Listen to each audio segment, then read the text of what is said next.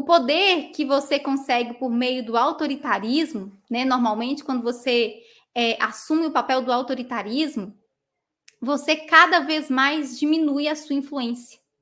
Quando, por exemplo, a criança ela faz o que precisa ser feito porque você está ali olhando, está ali mandando, tem alguém ali o tempo todo supervisionando. Mas quando você não está por perto, essa criança ela muda completamente o comportamento dela. Porque ela simplesmente obedece porque você está ali impondo força sobre ela, impondo ameaças, impondo castigos, impondo gritos, muitas vezes. Então ali ela consegue te obedecer, mas quando você não está por perto, essa criança não é capaz de te obedecer, porque não existe influência sobre o comportamento dela. E esse poder de influência, de você influenciar o comportamento do seu filho, ele precisa existir cada vez mais forte no seu relacionamento com seu filho. Porque imagina que a sua criança vai crescendo e o tempo que ela passa fora de casa é muito maior do que às vezes ela está com você.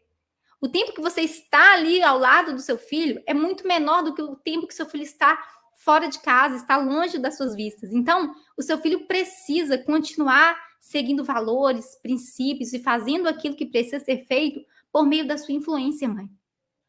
Não apenas porque você está ali mandando, brigando, apontando o dedo, falando que ele precisa fazer, tá bom? Então, o que seria e como que você desenvolve esse poder de influência na vida do seu filho? Como que você é capaz de desenvolver esse poder de influência na vida do seu filho? O poder de influência, ele só é desenvolvido por meio do relacionamento. O problema é que muitas vezes nós estamos tão focados no comportamento dos nossos filhos que a gente esquece do que é mais importante, que é o relacionamento, que é cuidar do relacionamento com os nossos filhos. Muitas vezes a criança ela tem um comportamento que a gente não concorda e a gente assume ele a nossa autoridade com autoritarismo e briga com essa criança porque a gente não concorda. Só que quando a gente foca só no comportamento, a gente esquece do que é o mais importante, que é o relacionamento. E essa influência por meio do relacionamento, ela é construída por meio do diálogo, por meio de uma escuta ativa, de você sentar e escutar o seu filho, de você ouvir as opiniões do seu filho, de você ouvir as vontades do seu filho, de você ouvir os desejos do seu filho, o ponto de vista do seu filho. Não quer dizer que você vai fazer do jeito dele, mas a escuta ativa, só o fato de você sentar e escutar o seu filho, isso já gera muita influência no comportamento dele.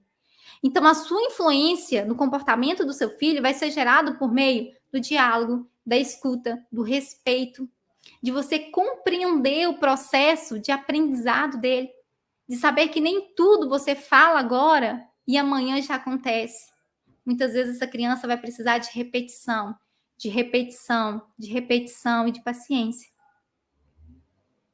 É de você entender que essa influência ela é conquistada por meio do respeito, por meio do diálogo, da conversa, da orientação, da instrução e da correção também. Essa autoridade responsável, ela é boa para você, mas também ela é boa para o seu filho. Ela faz bem para o seu filho. Então você sai desse espaço de que a criança vai fazer porque eu estou mandando, mas você vai fazer porque é o melhor para você.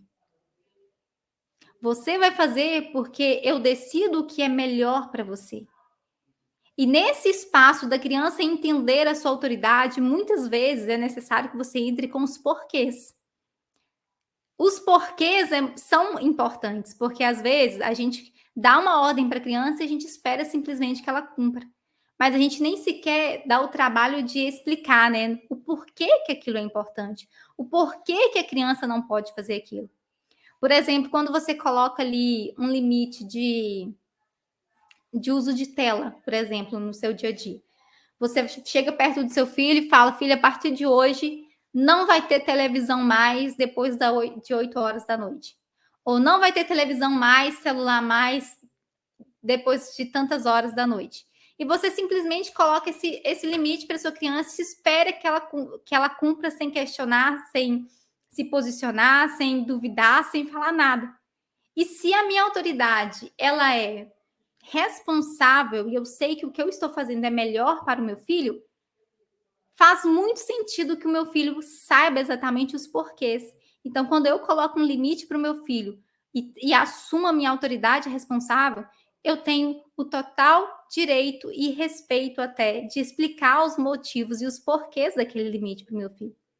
E quando eu faço isso, como por exemplo nesse exemplo, eu gero influência para o meu filho, porque eu me dedico no meu relacionamento em explicar, em instruir, em treinar, em orientar, em sentar e escutar a opinião dele, em conversar e dedicar tempo junto. E quando eu faço isso, eu envolvo meu filho no meu processo de autoridade. E tudo se torna muito, mas muito mais fácil.